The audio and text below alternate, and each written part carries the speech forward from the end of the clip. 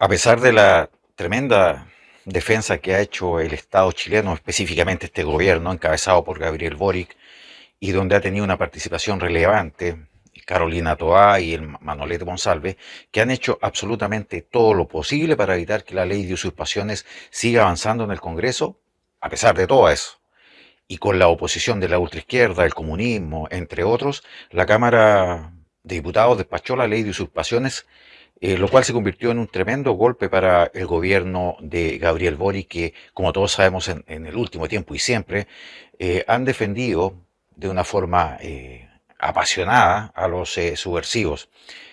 La Cámara de Diputados, por lo tanto, despachó a tercer trámite la denominada ley de usurpaciones, desestimando la gran mayoría de las indicaciones del gobierno, porque el gobierno le había puesto una cantidad de indicaciones que limitaban la efectividad de la ley de usurpaciones una vez más, porque uno no entiende por qué este gobierno, es decir, lo entendemos, pero hay que desenmascarar que este gobierno en forma permanente está poniendo trabas a la acción tanto de las policías, carabineros como investigaciones y en este caso específico de las personas para ejercer una legítima defensa de sus propiedades. Por lo tanto, habían tapizado el camino de indicaciones, pero afortunadamente en el Congreso, no sé, en la Cámara de Diputados finalmente no se aceptaron. La Cámara de Diputados, por lo tanto, despachó a tercer trámite, como les mencionaba, la denominada ley de usurpaciones, desestimando la gran mayoría de las indicaciones del gobierno. La iniciativa que regula la ocupación ilegal de inmuebles fija nuevas penas y establece mecanismos para su restitución. Ya había sido aprobada en términos generales el pasado 9 de agosto, pero el gobierno insistió con sus indicaciones. Sin embargo, debió esperar casi 3 semanas para retomar su votación, en particular para que la Comisión de Seguridad Ciudadana de la Cámara estudiara algunas materias que no dejaban conforme al Ejecutivo. Bueno, al Ejecutivo, en este caso encabezado por el nefasto presidente de la República que tenemos por Gabriel Boric, que está secundado por Carolina Toá, por Manolete Monsalve y todo ese grupo que tan mal está administrando nuestro país, obviamente no le gustó esto porque le daba autoridad finalmente a los propietarios para ejercer la legítima defensa de sus bienes, para sacar a los usurpadores. En el transcurso de este proceso, la moneda incluyó distintas indicaciones, entre ellas una que buscaba revertir la legítima defensa privilegiada de los dueños de los terrenos. Es decir, en el fondo, si revertían la legítima defensa privilegiada de los dueños de los terrenos, esto queda en nada, porque nada vale si los dueños no pueden ejercer una legítima defensa y privilegiada además de sus territorios, de su terreno, de sus propiedades. Esta es considerada por el oficialismo, por Gabriel Boric, como eh, la posibilidad de hacer justicia por su propia mano a través de cualquier medio. Bueno, ¿y dónde está el problema de eso? Si este gobierno se está convirtiendo cada día más en un Estado fallido que no es capaz de garantizar a los ciudadanos la seguridad de sus propiedades, de sus casas, de sus vehículos, de su trabajo, de su integridad física, ¿qué le queda más a los ciudadanos de nuestro país si no es ejercer la legítima defensa? Recordemos que supuestamente el Estado es el encargado de protegernos, de proteger las propiedades de las personas. Dentro de esas propiedades están los terrenos, los predios, las casas, la propiedad privada, los autos y la seguridad de las personas. Y si el Estado no es capaz de garantizar esa seguridad, bueno, ¿y qué vamos a hacer? No queda otra, hay que simplemente defenderse, eh, ejerciendo la autodefensa, en este caso la autodefensa privilegiada de nuestras propiedades. Ahora, lo divertido o lo que da mucha rabia es que esta gente hacen todo lo posible por seguir defendiendo a los delincuentes.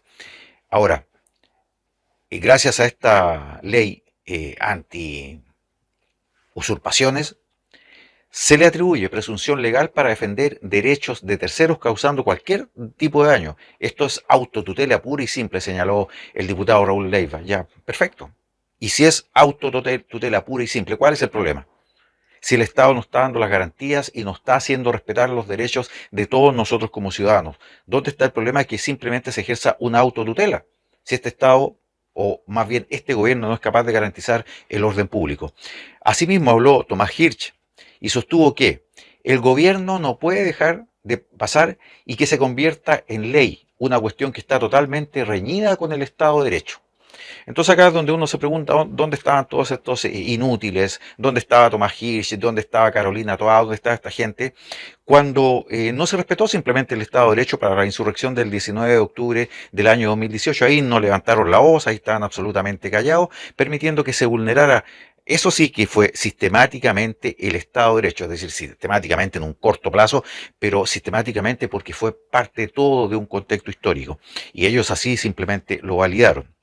Entonces, esta gente tiene un doble estándar inaceptable. Por un lado, reclaman y ponen el grito en el cielo, diciendo que la gente simplemente no puede defender sus propiedades, sus territorios, sus terrenos, porque eso significaría prácticamente dejar pasar o simplemente no respetar, que no se respete en nuestro país el Estado de Derecho y que esto se convertiría prácticamente en una ley de la selva. Bueno, la mala noticia para esta gente del gobierno es que la ley de la selva ya está implementada y está funcionando en nuestro país hace mucho tiempo, y este gobierno en particular, cuando eran de todos los integrantes de este gobierno, por ejemplo específicamente Gabriel Boric y el ya desaparecido que se fue, parece, con los bolsillos llenos, Giorgio Jackson, Camila Vallejo y toda esta gente, simplemente rechazaron todas las normas que tenían por objetivo darle mayor atribuciones a las fuerzas de seguridad para evitar precisamente esto, que tengan que ser las propias personas las que defiendan sus propiedades y las que traten de hacer funcionar un Estado de Derecho acotado a ellos mismos, ya que el gobierno no es capaz de garantizar un Estado de Derecho general a todo el país.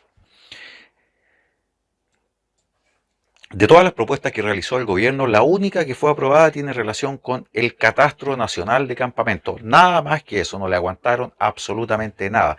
Ahora, hay que tener en claro que pasó ya podríamos ir a un nuevo trámite y que va a ser finalmente el Congreso Nacional de la República, es decir, la parte Senado, el Senado de la República, el que ahora tiene la última palabra, que va a avisar definitivamente esto o no lo va a avisar. Hasta ahora, el proyecto planteaba la imposibilidad de detener a quienes, habitando un terreno ocupado, se encuentren en el Catastro Nacional de Campamentos del 2022. Ante ello, el Ejecutivo logró extender esta condición hasta el 2024. O sea, como ustedes se fijan y pueden analizar y pueden razonar, las únicas indicaciones que le importan a este gobierno son las que están tendientes a proteger a los delincuentes. Esto realmente es preocupante.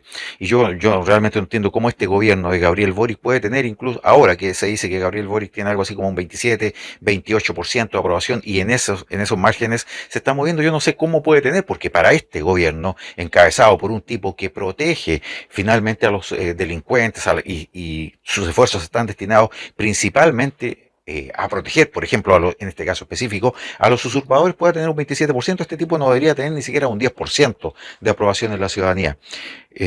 Asimismo, se agrega que la fecha de publicación de la presente ley y el 1 de marzo del 2022 regirá el Catastro Nacional de Campamento vigente para los efectos de lo dispuesto en el inciso anterior.